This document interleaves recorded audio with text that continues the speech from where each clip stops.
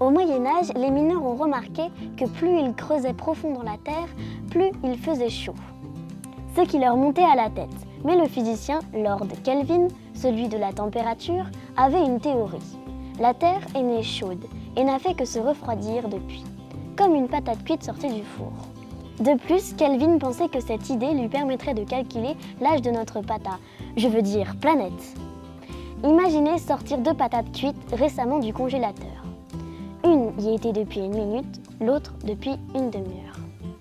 Celle qui a 1 minute devrait toujours être une patate chaude, alors que la patate gelée 1 demi-heure devrait avoir refroidi bien en profondeur. Vous devriez aller jusqu'au centre pour sentir sa chaleur résiduelle. Et donc, en principe, vous pourriez dire il y a combien de temps que la patate a cuite, juste en sentant sa température, juste en dessous de sa surface. C'est très exactement ce que Kelvin a fait, mais avec la Terre. Et de la rigueur scientifique. Il a relevé la température dans des mines, fait ses calculs et obtenu 20 millions d'années. Ce qui est bien sûr très faux.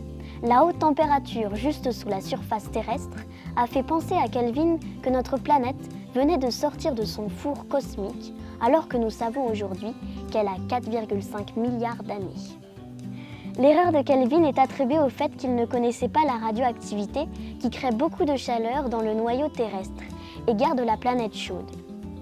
Mais la chaleur créée par la radioactivité avance si lentement dans les roches solides que la prendre en compte améliore l'estimation de Kelvin de presque rien. La vraie erreur de Kelvin était d'imaginer la Terre comme une patate chaude, une masse solide dans laquelle la chaleur se diffuse lentement. Le manteau terrestre, la couche épaisse entre la croûte et le noyau, est surtout solide, mais pas rigide. En fait, la roche la plus proche des régions du noyau en fusion chauffe tellement qu'elle devient un peu malléable, comme de la cire chaude, et comme l'air chaud au-dessus d'une bougie. Les roches chaudes forment des courants de convection sur des millions d'années, diffusant la chaleur uniformément sur la planète. Ce brassage amène d'énormes quantités de chaleur du noyau vers la croûte, alimentant les volcans et peut-être aidant à déplacer les plaques tectoniques, et chauffant les mines à des températures qui font penser que la Terre est tout juste sortie du four cosmique.